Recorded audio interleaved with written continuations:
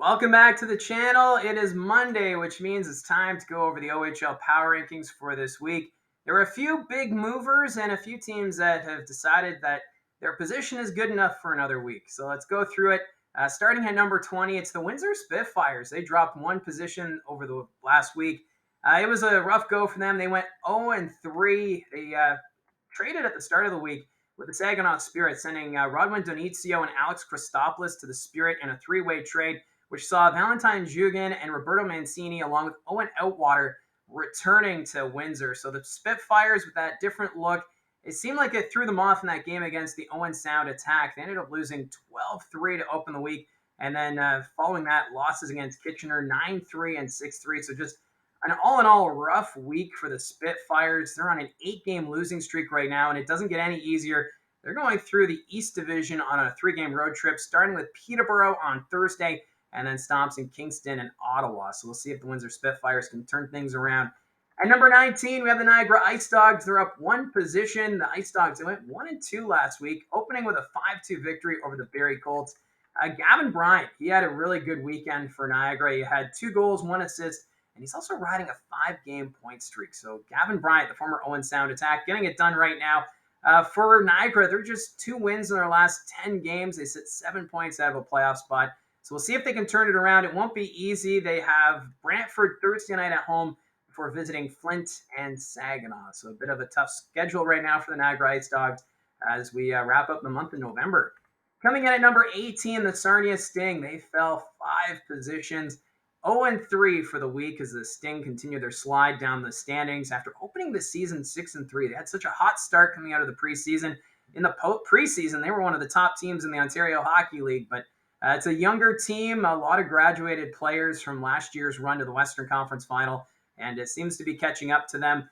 Jacob LeBlanc, though, he had a really good weekend, 1 goal, 1 assist. He looked pretty solid for Sarnia over the last week.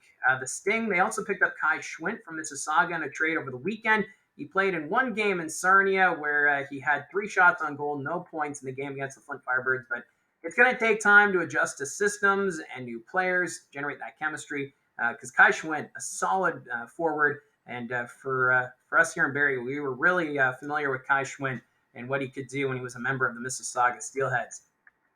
For Sarnia, just 2 games this weekend. They're first in Saginaw Saturday night and then home against the Guelph Storm. So just 2 games this weekend for them.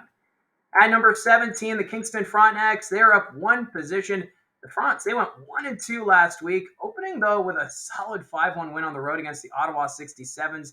That was in the school day game at the Canadian Tire Center. Kingston looked fantastic, but then they followed up with losses against Mississauga and Brantford. I think this Kingston team, they're still heading in the right direction. They picked up Luke McNamara from the Saginaw Spirit in that 3-way trade last week. No points, but managed 6 shots in 2 games, so I think it'll take time. Had some bad puck luck when he was with the Saginaw Spirit, and I think for him, once he gets those first few goals to go in, he'll be a player that's going to find his groove. And with the Kingston Frontenacs, they got a lot of options up front, and I think McNamara, he should fit in quite nicely with that Kingston team. The Frontenacs, just 2 games this weekend. They're home to Windsor Friday night before traveling to Brantford on Sunday. Speaking of Brantford, they're team number 16 in the power rankings, up 1 position. I feel like the Bulldogs may be a little too low in the rankings because they went 3-0 last week. Points in 6 straight games. This is a Brantford team that seems to have found their groove.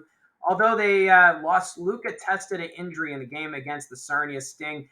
No official word on how long he'll be out of the lineup with his lower body injury, but Testa was doing really well. 9 goals, 3 assists, and good for 12 points in 13 games. So hopefully Testa won't be out of the lineup long because he's been contributing quite nicely with this Brantford team. The Bulldogs, they do travel to Niagara Thursday night before hosting the Sioux Greyhounds and the Kingston Frontenacs. So another busy schedule for Brantford. Owen Sound, they are number 15. They're up 1 position. The attack, they had a great week. They went 3-0, and I feel like they might be turning it around. They opened the week with a 12-3 win over the Windsor Spitfires on the road, where Denny Gore had a 6-point night, and Jackson Stewart putting up 5 points as well.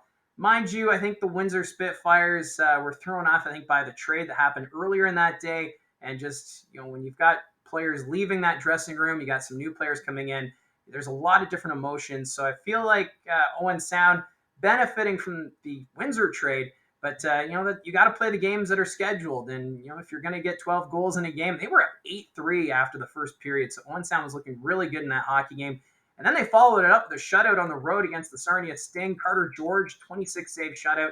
So I feel like Owen Sound may have turned a curve. They do play a 3-3 this weekend. It starts in Barrie Thursday night before traveling to Kitchener and then hosting North Bay on Saturday. So I feel like for Owen Sound, they could maybe keep this momentum going. That Barrie game looks winnable considering the injuries the Colts are dealing with right now, but then it's a tough two opponents, Kitchener and North Bay, division leaders at the time of recording. Number 14, the Erie Otters, no change in the power rankings. They went 1-1 last week, a loss against Saginaw, and then a win at home against London Knights. They've been sitting 14th now for the last 3 weeks, so no change as the Erie Otters seem to be pretty comfortable in that 14 spot.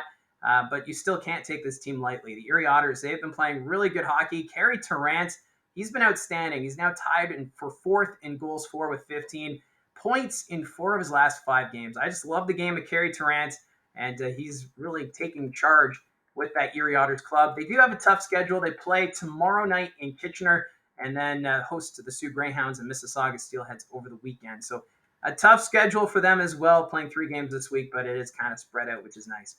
Number 13, up 2 spots. It's the Flint Firebirds. They went 2-1 in their 3-3 last week. A big 7-4 win on the road in London, where Colson Petrie had a hat trick, and he's riding a 4-game goal scoring streak right now. So Colson Petrie on a bit of a heater. They do have 3 games this week, starting with Saginaw Wednesday night, and then Niagara and Kitchener at home this weekend. So we'll see if the Firebirds can continue to climb the Western Conference standings. At number 12, the Oshawa Generals. They fell 2 positions. They had just 1 game last week and ended up that they were up 5-0 after the first period. They looked fantastic against the Peterborough Petes and then just faded. They let Peterborough get back in the game and take over because the Petes ended up winning 6-5 in overtime. So the Generals giving up 6 unanswered goals. And it was tough because Beckett Seneca and Rasmus Kumpalainen both had 2 goals in that first period to really set the tone for Oshawa. And when you take your foot off the gas and the other team is just powering through, that's a recipe for disaster. And that's exactly what happened to the Oshawa Generals. They do have a 3-3 this week, starting with a home and home against the Ottawa 67s before hosting the Sudbury Wolves on Sunday. Number 11, the Guelph Storm. No change for them. Same spot as last week. They went 1-2 and just seem to be playing average hockey right now, despite the talent in that lineup. Braden Gillespie, he's been solid, and I almost wonder if he's being a little overplayed right now for Guelph. He's appeared in 17 of the 20 games so far this season, still 4th in save percentage at .912 and 5th in goals against at .258. But for Gillespie, you just have to be a little concerned if they're overplaying him because you want to have a good goaltender for that stretch before the playoffs. I feel like Guelph could be a really good team in that Midwest division. Their only losses last week were against London and Barrie, and the London Knights are also a really good team. So I feel like the Guelph Storm, they could be competitive in the West. They're waiting for Cam Allen, who should be back in the next couple of weeks.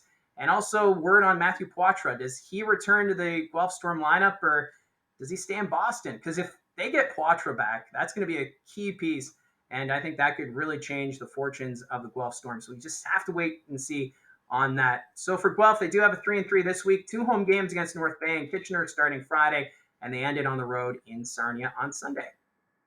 Number 10, the Sudbury Wolves. They are down 8 spots. The mighty have fallen. Sudbury, they went 0-3. They're on a 5-game losing streak. They gave up 7 goals in all 3 games last week. Mind you, there's some tough opponents. They have the Greyhounds, the Petes, and the Battalion, all top teams right now in the Ontario Hockey League, but still giving up 7 goals a game. You don't want to see that. Jakob Vonderitz did not travel with the team to North Bay on Sunday. Sounds like that may have been due to an illness. He did play in the Friday game against the Petes. But still, they started their 3rd-string goaltender in that game against North Bay as Nate Krawchuk was on the bench. So for Drew Galton, he made his OHL debut in a game that's a rivalry game with the North Bay Battalion, a team that you're battling for top spot in the Central Division. And he didn't get much defensive help because he was peppered in shots, and that North Bay Battalion team right now cruising. So some question marks with that Sudbury Wolves team. Also, Quentin Musty has missed the last two games. He played in the game against Sault Ste. Marie and then missed the last two. So that hurts as well for the Sudbury Wolves. For Sudbury, they do host the London Knights Friday night before traveling to Oshawa Sunday. And then they're playing a rare, I don't want to say random, but I'll call it a rare Monday night game on the road in Peterborough. So that's a week tonight. Number 9, the Barrie Colts. They are down 3 positions. They went 1-1 with a loss in Niagara and then a home win against the Guelph Storm. Injuries are piling up with this Barrie Colts team. They got word that Bo Akey is out for the rest of the season due to shoulder surgery. Jacob Frasca is dealing with a hip injury that's keeping him out week to week. Olivier Savard took a puck to the mouth in the game against the Niagara Ice Dogs, although I understand he didn't lose any teeth, but he did need a lot of dental work after the fact. And then Ronak Jodwen, also out due to injury, took a hard hit in that game against the Ice Dogs. So a lot of veterans out of the lineup due to injury, so the young players will be counted upon. And we saw that Saturday against Guelph where Jack Browdy scored. You also had Keishon Aitchison taking more of a leadership role on the back end. So the youth movement in effect right now for the Barrie Colts as they try to stay competitive in that Eastern Conference, which seems pretty wide open still. So for the Barrie Colts, 2 home games this week. Home against the Owen Sound Attack Thursday. That's a 7 o'clock puck drop. And then the London Knights on Saturday. That's 7:30 start. And both of those games will be on Rogers TV, and Gene and I will have the call. Number 8, Saginaw Spirit. They are up 4 positions this week. The Mem Cup hosts, they are rolling. They went 2-0 on their road trip through Niagara and Erie, and they've extended their winning streak to 7 games. So Saginaw looking really good right now. The new additions of Ragwin Denizio, he had a goal and 2 assists, while Alex Christopoulos, no points, but still putting up 6 shots in those 2 games. So it'll take time, I think, for these players to get adjusted to the systems and their rules with the Saginaw Spirit. But I really do like those additions for Saginaw and expect them to climb the standings further. The Spirit, they don't look like they're going to slow down. They do have a tough schedule. It's a busy one. Wednesday night, they're in Flint, then hosting Sarnia and Niagara. So yeah, there's a possibility they can go 3-0 again this weekend, but still, you don't want to go into those games against, say, Sarnia and Niagara being a little too overconfident because those can be trap games. And we've seen with Sarnia what they're capable of, at least earlier in the season. So we'll have to wait and see. Coming in at number 7, we have the Mississauga Steelheads. They're up 2 positions. They went 1-1 on their road trip to the East Division. They won in Kingston and then lost in Ottawa. 5-5 in their last 10 games. So Mississauga just kind of average play of late. Good to see, though, Gabriel Schrott and Kieran Witkowski both scoring their first career OHL goals in the game against Ottawa. So a good sign that the youth continue to contribute on this Mississauga team that I feel's ahead of schedule. You look at the lineup and you kind of think that maybe next year or the year after is their window for an OHL championship run. But you might as well go with what you got. The young players are clicking, and they're still near the top in the Eastern Conference standings. They have a 3-3 this week, starting at home against Peterborough Friday, and then they visit Erie before coming home to face the Sioux Greyhounds. So that's going to be some big action for Mississauga to see if they can continue to stay near the top of the power rankings. Coming in at number 6, it's the London Knights. They dropped 3 positions. The Knights opened the week with a 5-2 win over Guelph and then losses against Flint and Erie. London Knights, they've been a little streaky this year, 7-3 over their last 10 games. This London team still solid through and through. Oliver Bonk, though, I wanted to make mention of him because he had a really good week. 2 goals, 2 assists, and I think he might be starting to heat up. Outside of London, we don't really hear too much of Oliver Bonk, but he is a solid player, and if he can get going as well, along with Denver Barkey and company, this London Knights team is going to be challenging for top spot in the West. The London Knights, they are on the road this weekend for a 3-3 starting on Thursday. They're in North Bay before visiting the Sudbury Wolves and the Barrie Colts. Coming in at number 5, it's the Ottawa 67s, who are up 2 positions. They went 1-2 last week, starting with a rough 5-1 loss at home against the Kingston Frontenacs. But I feel like Ottawa's moving up the rankings because of Sudbury and London dropping a bit in the power rankings. But still, this is an Ottawa team that's really good. Luca Pinelli tied for second in goals with 17. He had a 2-goal game against Mississauga the other day. That was the Saturday afternoon game. And then Colin McKenzie, also near the top in both goals against and save percentage. However, he missed the last 3 games for the 67. So that does hurt a bit And we'll have to keep an eye on Colin McKenzie's health and see if he returns to the lineup this weekend. There's no official word on his status. Ottawa, they are playing a home and home this weekend to start off at 3-3 against Oshawa before taking on Windsor on Sunday. Number 4, it's the Sioux Greyhounds. No change from last week. Sault Ste. Marie, they were 1-0-1 over the last week, cruising to a 7-4 win over the Sudbury Wolves before losing in overtime to the North Bay Battalion. Owen Allard, a hat trick in the game against Sudbury. And then Archie Karki, he's been a sniper this season. It seems like all the goals are going in, especially on the power play. But his game's becoming a little more well-rounded. 3 assists in that game against the Sudbury Wolves, so good sign there from Karki. The Sioux Greyhounds, they're on the road for 3 this week. They're in Erie, Brantford, and Mississauga. Number 3, it's the Peterborough Petes. They're up 5 positions. The Petes, they went 3-0 last week on their road trip through North Bay, Sudbury, and Oshawa. They put up 19 goals in 3 games. And that was coming after I said last week how Peterborough is one of the lowest scoring teams in the OHL, and I was questioning if whether or not that would help them keep top spot in the East Division. Well, apparently they heard and decided to light it up. And that includes 6 unanswered goals in the game against the Oshawa Generals on Sunday. They were down 5-0 in that game, and then Owen Beck said, I'll take this. He had 3 goals and an assist, and that helped the Peterborough Petes come back in that game. Jonathan Malee also had a hat trick in the game against the Sudbury Wolves, as he had a great week for the Maroon and White, as they continue to prove people wrong. A lot were predicting that maybe Peterborough would have to sell off and look to recoup picks and young talent, but they're getting it done. Like, I know what they traded Michael Simpson at the start of the year to London Knights, and everyone's like, oh, okay, here's the sign. Peterborough's looking to the future, but no, they're getting the wins, and they're still first place in the East Division. The Petes, they do host Windsor Thursday night before traveling to Mississauga Friday, and then they're going to host the Sudbury Wolves on Monday night. Number 2 in the power ranking, it's the North Bay Battalion. They are up 3 positions. The Battalion 2-0-1 over the last week. Dom DiVincentis also returning from injury. He played in the game against the Peterborough Petes, which was the overtime loss.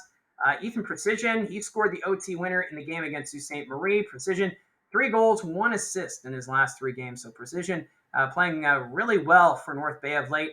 And then on top of that, you got Anthony Romani and Dalen Wakely, 4th and 5th in league points.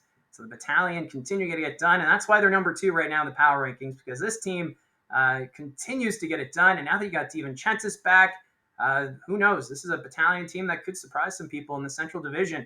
North Bay, they do have a 3-3 this weekend. They're at home to the London Knights Friday night before traveling to Guelph and Owen Sound. And at number 1, that leaves the Kitchener Rangers. No change from last week. It's their second week in a row at number 1. They only played 2 games last week. They went 2-0, both against the Windsor Spitfires. They outscored their opponent 15-5 and extended their winning streak to 7 games. And it was, you look at the schedule and it's like, okay, you got the first place team going against the bottom ranked team. This should be, a clean sweep. But if you get into that mindset, these games could be a trap game. But the Kitchener Rangers coaching staff, they have them buying into the system and they're getting it done. They're just firing on all cylinders. Carson Rakoff still first in points with 39, and he's also first in goals with 24. So the Kitchener Rangers, they have a busy week ahead, 4 games, starting off Tuesday night at home against the Erie Otters, and then they play a 3-3 against Owen Sound, Guelph, and Flint. So that's the power rankings for this week, November 20th.